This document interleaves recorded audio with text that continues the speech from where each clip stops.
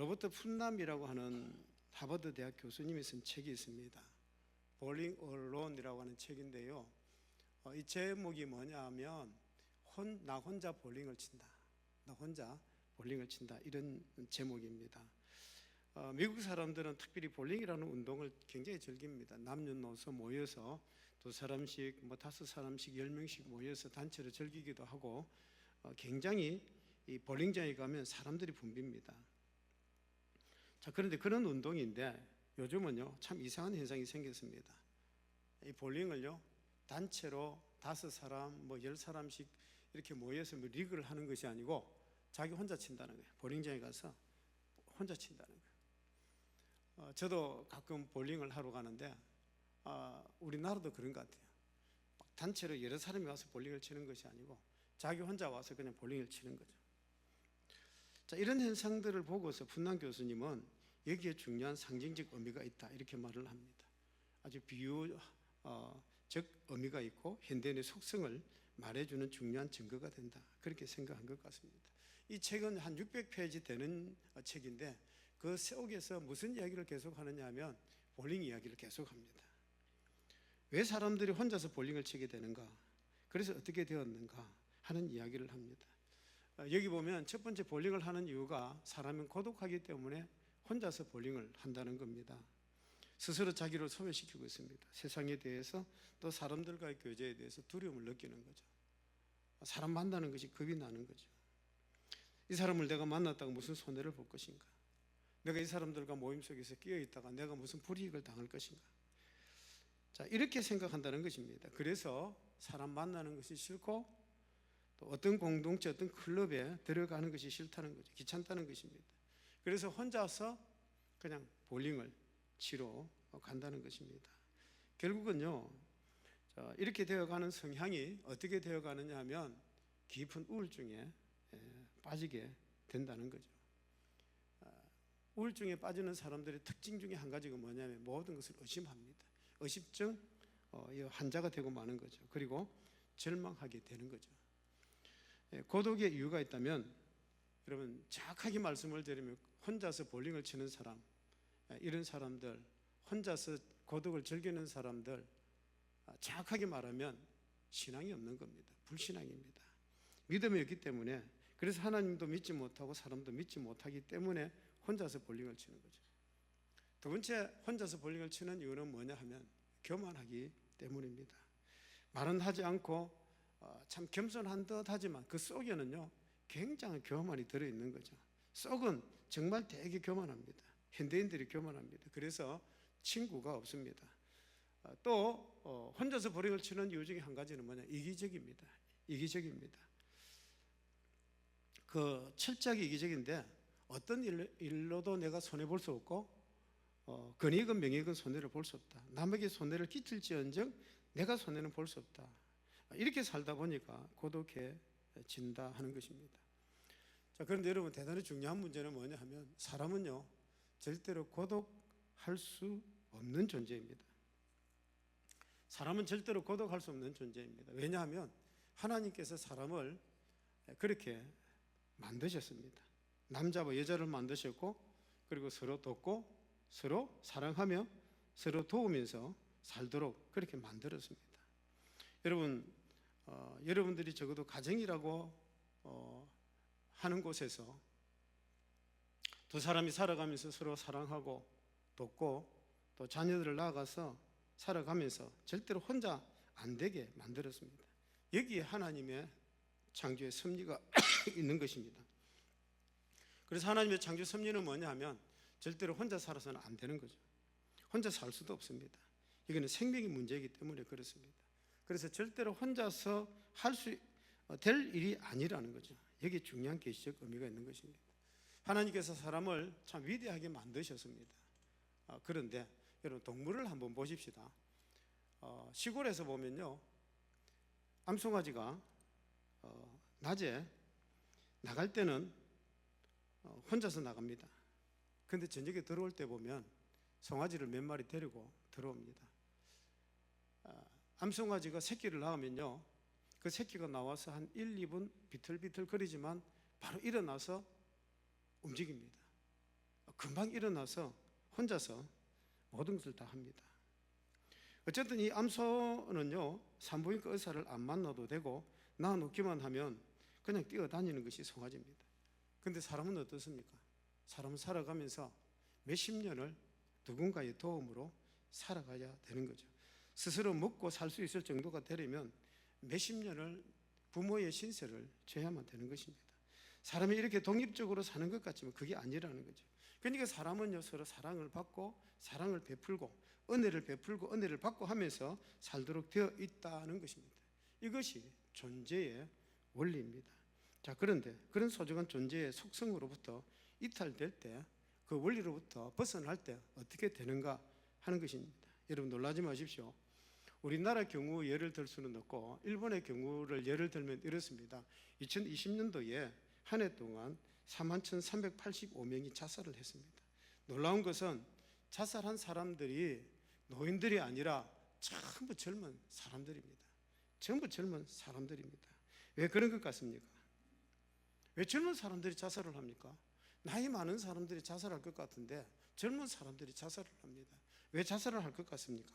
이런 많은 이유가 있지만 이런 쉽게 이제 좀 생각을 하면 이렇습니다. 일본에도 참 귀한 풍조가 하나 있습니다. 그게 뭐냐? 비혼 풍조입니다. 비혼 시대입니다. 이 비혼이라는 게 뭐냐 하면 결혼을 안 하는 거죠.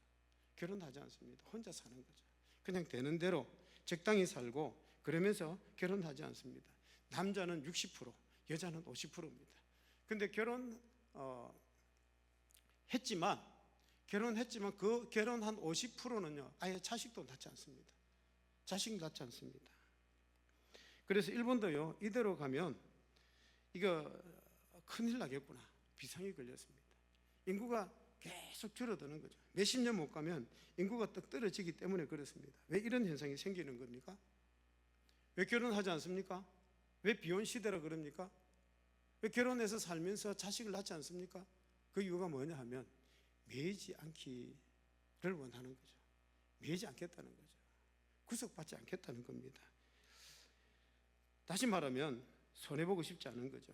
결혼했다가 한번 싫어서 이혼을 하면 그걸로 인해서 엄청나게 손해본다, 그런 실수는 할 수가 없다 하고 똑똑한 사람들이 교만하게 자신을 그렇게 관리하더라는 것입니다. 결국은 이게 뭐냐? 결국 이게 뭐냐면 고독이라는 병으로 들어가게 되는 거죠. 결국은 이 병에 걸려서 우울증이 걸리고 자살하게 되더라는 것입니다. 이것이 바로 현대인입니다. 이것이 현대인들이 가는 운명입니다. 여러분 깊이 생각하셔야 됩니다. 사람은요, 어떻게 살아가야 되느냐 하면 봉사하고 또 봉사도 받고 은혜를 베풀고 은혜도 받고 서로 돕고 도움도 받으면서 살아가야 되는 것입니다. 주지도 않고 받지 않겠다? 결국은 어떻게 될까요? 여러분 인간은요, 이렇게 주고받는 것이 이게 사람들의 기본입니다. 이런 선행이 있어야 된다는 것입니다. 그래서 우리 사람은 서로 사랑하고 또 서로 사랑을 주고받고 그러면서 살아가야 된다는 거죠. 자, 오늘 우리 읽었던 이 본문에 보면요, 예수님께서 말씀하신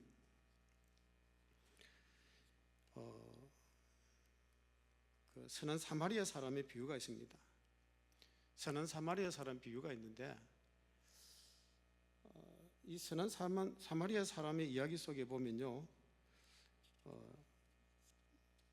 미국 예일대학교 교수이시면서 목사님이신 리차드 니버라는 분이 계십니다. 이분이 쓴 책이 있습니다. Responsible Self라고 하는 책인데 책임적 자아라고 하는 책입니다. 이 책에 보면 그 선한 사마리아 사람의 이야기를 하면서 세 가지 이야기를 합니다.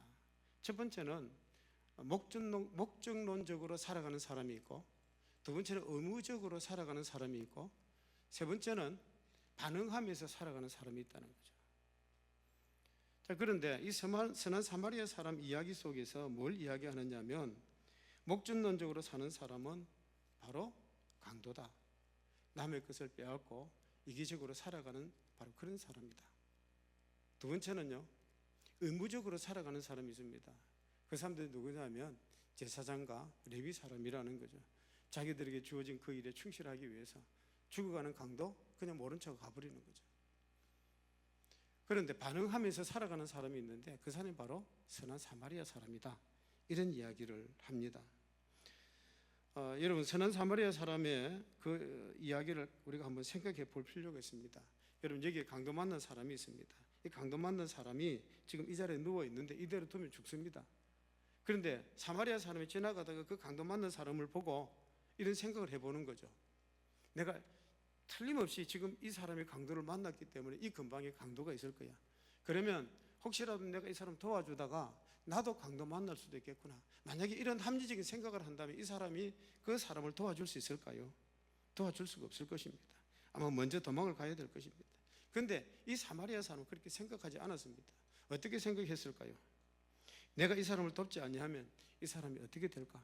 내가 이 사람을 돕지 아니하면 이 사람이 어떻게 될까? 자, 이렇게 생각의 중심이 나 자신에게서 다른 사람에게로 옮겨가는 거죠. 생각의 중심이 나 자신에게서 다른 사람에게 옮겨가는 것입니다. 자, 여기서 사마리아 사람이 선한 사마리아 사람이 되는 것입니다. 여기에 사람 되는 사람다운 길이 있다 하는 것입니다. 그래서 위험을 무릅쓰고 이 강도 만난 사람을 돕게 되는 것입니다. 여러분, 인도의 간디의 이야기입니다. 어느 날 시골에 갔다가 기차를 타는데 사람들하고 인사를 하느라고 기차가 막 떠나려고 할 때 급하게 기차를 탔습니다. 그런데 기차를 타면서 그만 실수로 신고 있던 신발 한 짝을 떨어뜨렸어요. 그런데 기차는 막 떠나게 됩니다. 그러니까 간디가 자기가 신고 있던 신발을 벗어가지고 신발 떨어졌는데 저쪽으로 신발을 던져버리는 거예요. 그러니까 같이 타고 가던 사람이 물어붙습니다. 아니, 신발을 왜 던집니까? 하고 물어봅니다. 자, 그때 간디가 이렇게 대답을 합니다.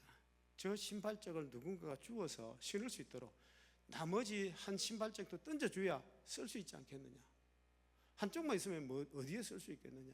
그러면서 자기의 신발을 거기에 던져 주었다는 거죠. 그 급한 시간에도 자기를 생각하는 것이 아니라 다른 사람을 먼저 생각합니다. 자기를 생각하는 것이 아니라 다른 사람을 먼저 생각합니다. 이것이 간디라고 하는 인간의 성품이고 면모입니다. 자, 이 일로 인해서 내가 손해를 보느냐 생각하지 않고 혹시라도 그 사람이 신발을 주워서 쓸 수 있지 않을까, 이걸 먼저 생각한 거죠. 나 자신에게서 다른 사람을 향해서 그렇게 먼저 생각했다는 것입니다. 여러분, 이기적으로 사는 것은 참 피곤한 일이고 이기적으로 사는 것은 결국은 자기를 죽이는 길이라는 것을 우리는 일찌감치 알아야 되는 것입니다. 인간은 선행으로서 자아 실현이 이루어지고 삶의 보람도 찾게 되는 것입니다. 여러분, 우리의 존재의 가치는 이렇게 내가 선행을 베풀 때 이걸 누리게 되는 것입니다. 여러분, 우리가 살아가면서 내 안에서 다른 사람을 보지 말고 내가 안에서 밖을 보지 말고 밖에서 안을 보면서 살아야만 되는 것입니다. 나 자신을 보고 남을 보려고 하지 마시고 다른 사람들이 어떻게 살아가는 것을 보고 나를 얼마나 필요로 하고 있는가, 나 자신의 모습을 그렇게 보아야만 될 것입니다. 선한 일을 하면서 사람이 되는 겁니다. 선을 행하면서 인간답게 살 수 있는 것이 인간의 속성입니다. 자, 그런데 사람은요, 꼭 선을 행한다고 해서 그 사람이 선하게 잘 사느냐, 꼭 그렇지도 않더라는 거죠. 사람이 선을 행하다가 낙심을 할 때가 있습니다. 선한 일, 선한 생각을 하지만 잠깐 하다가 그만두는 거죠. 낙심하다가 결국은 그만두고 살아가는 사람들이 참 많습니다. 한평생을 돌이켜 생각해 보면 선한 일을 한 적이 한 번도 없는 거죠. 착한 일을 해본 적이 한 번도 없습니다. 사는 것이 아니죠. 여러분, 우리가 인생을 사는 것은요, 마치 뭐가 같느냐 하면 농사 짓는 것과 똑같습니다. 우리 갈라디아서 6장 7절 말씀, 갈라디아서 6장 7절 말씀 같이 한번 읽어보십시다. 스스로 속이지 말라. 하나님은 업신여김을 받지 아니하시나니 사람이 무엇으로 심든지 그대로 거두리라. 예, 사람이 무엇을 심든지 그대로 거두리라. 마치 농사와 똑같습니다. 우리 인생은요, 농사 짓는 것과 똑같습니다. 심은 대로 거둔다는 것입니다. 그러니까 우리가 많이 심어야 되는 것입니다. 장자의 글에 나오는 재미있는 이야기가 있습니다. 어떤 좋은 임금님이 어떻게 하면 이 백성들을 유복하게 행복하게 살 수 있게 해줄까, 이런 고민을 하면서 정치를 했습니다. 참 좋은 사람이죠. 백성이 행복하게 살도록 해줘야 되겠다. 그 비결이 없을까. 그래서 신하들을 다 모아놓고 이렇게 말을 합니다. 백성들을 행복하게 유복하게 살 수 있는 그런 방법들, 그걸 연구를 해서 책을 만들어 달라. 그랬더니 학자들이요, 연구를 해서 부지런히 12권의 책을 만들어 가지고 왔습니다. 12권의 책을 가져오니까 임금님이 딱 보더니 내가 언제 이걸 읽고 있느냐? 야, 책을 좀 줄여서 가져와라. 그랬더니 12권의 책을 또 6권으로 줄여서 가져옵니다. 자, 그런데 야, 내가 이 많은 책을 내가 언제 다 읽고 있느냐? 한 권으로 줄여봐라. 그래서 한 권으로 줄여왔는데 한 권으로 줄여온 것도 보니까 너무 많은 거예요. 야, 너무 많다. 한마디만 해봐라. 백성들을 행복하게 살 수 있는 비결 그냥 한마디로 한번 말해봐라. 그랬더니 딱 이렇게 말을 하더랍니다. 이 세상에 절대 공짜가 없습니다. 이 세상에 절대로 공짜가 없습니다. 이것이 결론이었습니다. 사람들이 이 세상에 공짜가 없다는 것만 알고 살면 세상이 편안해질 것입니다. 그런데 사람들은 어떻습니까? 살면서 공짜를 바라고 사는 거죠. 공짜 바라는 사람, 땀 흘리지 않고 살겠다는 사람, 못된 인간들 때문에 세상이 사실은 괴로운 것입니다. 그러니까 내가 베푸는 선한 일에 공짜가 없습니다. 반드시 선한 일은 어떻게 돌아온다는 거죠. 내가 베푼 선한 일에 반드시 돌아옵니다. 심은 대로 거둔다는 이치 앞에서 정직하게 삽니다. 여러분, 내가 오늘 어떤 모습으로 살든지 이것은 내가 심은 대로 거두는 바입니다. 내가 살아가는 것이 지금까지 내가 베풀었던 것의 어떤 결과일 수도 있는 것입니다. 겸손하게 정직하게 우리가 인정을 해야 되는 것입니다. 그런데 우리가 이걸 인정하기가 싫다는 거죠. 내가 이걸 인정하기가 싫다는 거죠. 이 세상이 못돼서 내가 이 고생하는 거다 이렇게 생각하는 거죠. 심지어는 내 주변의 사람들을 향해서 저 인간들 때문에 내가 이렇게 고생한다라고 말하는 사람도 있습니다. 아닙니다. 여러분, 이 세상은요 절대로 공짜가 없습니다. 다 심은 대로 거두게 되는 것입니다. 나도 지금 심은 대로 거두고 있고 또 미래를 위해서 심어 가고 있는 것입니다. 문제는 뭐냐 하면 심은 종자입니다. 어떤 종자를 심었느냐는 거죠. 무엇을 심느냐는 것입니다. 내가 선을 심었으면 선을 거두게 되고 내가 악을 심었으면 악을 거두게 되는 것입니다. 내가 정의를 거두었으면 정의를 거두게 되는 것입니다. 남은 잘 모르지만 그러나 중심에서부터 내가 정말 사랑을 심었으면 사랑을 거두게 되는 것입니다. 자, 여러분, 심는 대로 거둔다는 이치 앞에서 우리가 확실하게 서서 정직하게 살아가야 되는 것입니다. 여기 심고 거둔다는 이치 앞에 하나 더 생각할 것이 있습니다. 그게 뭐냐면 기다려야 된다는 거죠. 인내해야 된다는 것입니다. 여러분, 심어서 당장 오늘 거두는 것이 아닙니다. 시간이 필요합니다. 인내가 필요합니다. 봄에 심고 가을에 거두게 되는 거죠. 그런데 우리 현대인들, 우리들은 어떻느냐 하면요, 마음이 급합니다. 조급합니다. 뭔가 금방 열매를 거두기를 원하는 거죠. 그래서 빨리빨리가 아니라 조금은 천천히 느긋하게 서두르지 말라는 것입니다. 조급하면 안 되는 것입니다. 우리가 어떤 일을 함에 있어서 실패하는 이유는 뭐냐 하면 조급하기 때문에 그렇습니다. 농사 짓는 사람은요 절대로 조급할 수가 없습니다. 봄, 여름, 가을 이 시기에 적절하게 씨를 뿌리고 풀을 뽑고 비료를 주고 그렇게 해서 열매를 거두는 거죠. 이게 내가 원한다고 어느 날 갑자기 막 거둬지는 게 아니죠. 그런데 요즘은요 조금 특수 이렇게 이제 농업이 있어 발달을 해가지고 종자 개량이 정말 잘 되어서 이렇게 뭐 거두는 것도 있습니다. 제가 한번은 텔레비를 보니까 수프 고추가 나왔습니다. 여러분, 이 수프 고추가 그냥 나왔겠습니까? 길이가 한 30cm 정도 되는 길인데 맛이나 질은요 일반 고추와 똑같습니다. 그런데 이 사람이 어느 날 갑자기 만든 게 아니고 계속해서 이렇게 이제 꽃수를 바꿔가면서 개량을 했더니 이게 나왔다는 거예요. 그런데 이거를 학자가 만든 게 개량한 것이 아닙니다. 그 고추를 심는 사람이 계속 이것도 해보고 저것도 해보고 그 몇십 년 가운데서 그런 수프 고추가 나오게 되더라는 것입니다. 하루아침에 되는 일이 아닙니다. 수십 년이 걸려서 된 일인 거죠. 그래서 우리는요 급하게 서두르면 안 된다는 거죠. 어떤 어머니가 제게 와서 이런 이야기를 합니다. 남편이 바람을 피워서 속이 상한다는 거예요. 그런데 이 아주머니 이야기가 남편 때문에만 속만 상하는 것이 아니고 자식 때문에 속이 상한다는 거예요. 이놈의 자식도 바람을 피워가지고 애를 민다는 거예요. 그래서 물었습니다. 아들이 몇 살입니까? 그랬더니 이제 초등학교 5학년이랍니다. 그러니까 우리가 너무 급하게 속단하는 거죠. 천천히 기다려야 되는데 기다리지를 못하는 거죠. 우리 갈라디아서 6장 9절 말씀, 갈라디아서 6장 9절 같이 읽어보십시다. 우리가 선을 행하되 낙심하지 말지니 포기하지 아니하면 때가 이르매 거두리라.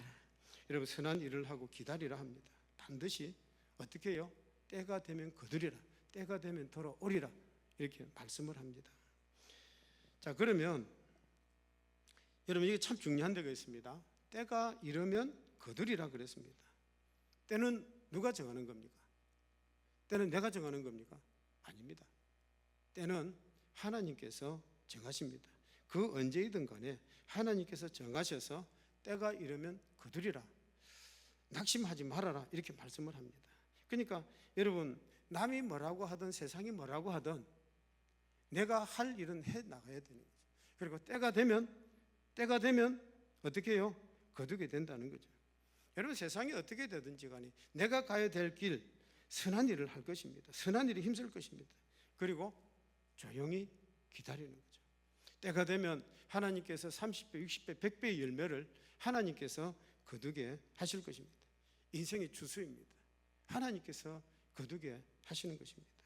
은퇴하신 90세가 넘은 장로님의 간증입니다. 이 장로님은요, 옛날에 참 잘 살았대요. 할아버지가 논밭이 많아가지고 이렇게 가을에 추수를 하고 되면 창고에다가 쌀을 꼭 쌓아놓고, 그리고는 이 할아버지가 이 쌀이 많으니까 1년에 한 2번씩은 거지 잔치를 베풀었대요. 그때는요, 거지들이 참 많았습니다. 배고픈 사람들이 너무 많았거든요. 그래서 그 거지들을 모아가지고 천막을 치놓고 이 밥을 하고 소고기 국을 끓여서 그렇게 막 대접을 많이 했대요. 근데 이 할아버지가요, 참 건강하셨는가 봐요. 돌아가시기 전까지 늘 낚시하고 뭐 그러면서 사셨는데, 돌아가실 때쯤 되니까 갑자기 자식들을 다 불러 모으더랍니다. 야, 이놈들아 다 모여라. 내가 갈 때가 됐는가 보다. 다 불러 모아가지고는 이렇게 말을 하더랍니다. 내가 죽으면 장례식을 치르지 말고 거지 잔치를 해라. 창고를 열어서, 그리고 밥을 하고 고기 끓여서, 그리고 거창하게 그 거지들을 먹여라. 진짜로 그 할아버지가 돌아가시고 나서 장례식을 치른 것이 아니라 거지 잔치를 한 거예요. 그 동네에 있는 거지들, 주변에 있는 거지들 다 불러 모아가지고요, 잔치를 베풀고, 그게 우는 사람이 한 사람도 없었더래요. 그래서 이것을 아는 분들이 늘 이 장로님에게 그 말씀을 하신대요. 당신은 할아버지 그 은혜로 네가 사는 거다. 네가 잘 되는 이유는 그 할아버지가 심어놓은 그 은혜가 있어서 네가 잘 되는 거다. 늘 그렇게 이야기를 한다는 것입니다. 여러분, 부지런히 우리가 심을 것입니다. 뭘요? 선한 선을 베풀 것입니다. 내가 심은 대로 반드시 거두게 될 것입니다. 조급하게 서두르지 마시고, 선한 일에 인색하지 마시고, 뒤로 미루지도 마시고, 내게 기회가 되면 그 기회대로 아버지 하나님 앞에 이런 선한 일을 베풀어 살아가는 우리 모두가 될 수 있기를 바랍니다. 여러분, 참 어렵고 힘든 사람이 나에게 도움을 청합니다. 여러분, 다같이 부족한 사람에게 도움을 청할 때 내가 그래도 도와줄 수 있다, 내가 그래도 도울 수 있다는 것이 얼마나 감사합니까? 내 선행을 기다리는 사람이 있다니 얼마나 놀라운 일입니까? 여러분, 그것을 생각하면서 고맙게 생각하십시오. 내가 선을 베풀 수 있다는 걸 고맙게 생각하십시오. 감사하는 마음으로 베풀 것입니다. 악을 심고 싹이 날까 봐 벌벌 떨면서 쫓기는 죄인처럼 살아가야 하겠습니까? 아니면 내가 오늘 선을 심고 이것이 싹이 나기를 멀리서 바라보고 기다리면서 오늘을 기뻐하면서 살아가야 하겠습니까? 가장 좋은 것이 뭐냐 하면 내가 선을 베풀고 그렇게 살아가는 것입니다. 이런 사람이 진정 행복을 아는 사람입니다. 인생을 바로 사는 사람입니다. 사랑에 매이는 것, 또 나를 필요로 하는 사람에게 선을 베푸는 것, 봉사하는 것, 여러분 이걸 기뻐하셔야 돼요. 어떤 사람은 이런 걸 오히려 괴로워하는 사람이 있습니다. 기뻐하고 살아가야 될 것입니다. 중국 연변에 가면요, 과학기술대가 있습니다. 우리나라 교회에서, 여러 교회에서 힘을 합쳐서 그 연변과학대를 이렇게 세웠습니다.